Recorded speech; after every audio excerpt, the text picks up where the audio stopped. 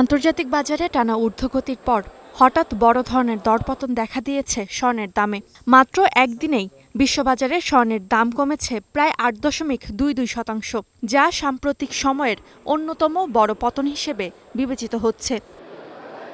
এর আগে ২৯ জানুয়ারি বিশ্ববাজারে প্রতি আউন্স স্বর্ণের দাম উঠেছিল $৫,৫০০ উপরে, যা ছিল বিশ্ববাজারে স্বর্ণের দামের সর্বোচ্চ রেকর্ড। তবে মাত্র ২ দিনের ব্যবধানে ৩১ জানুয়ারি বিশ্ববাজারে প্রতি আউন্স স্বর্ণের দাম প্রায় $৬৬০ কমে দাঁড়িয়েছে $৪,৮৯০।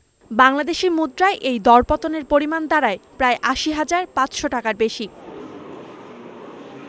বিশ্ববাজারে বড় এই দরপতনের ফলে দেশের বাজারেও দাম সমন্বয় হয়েছে।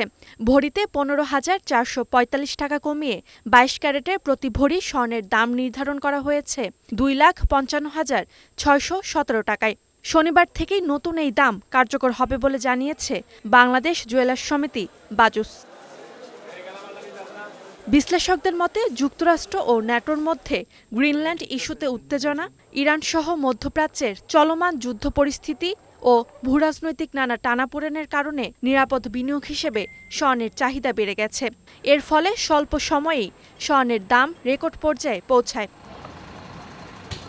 তবে রেকর্ড দামের পর বিনিয়োগকারীরা মুনাফা তুলে নিতে শুরু করায় বাজারে বিক্রির চাপ বাড়ার পাশাপাশি ডলার শক্তিশালী হওয়ায় স্বর্ণের দামে এই বড় ধরনের দরপতন ঘটেছে। Roksana Rimi, star news.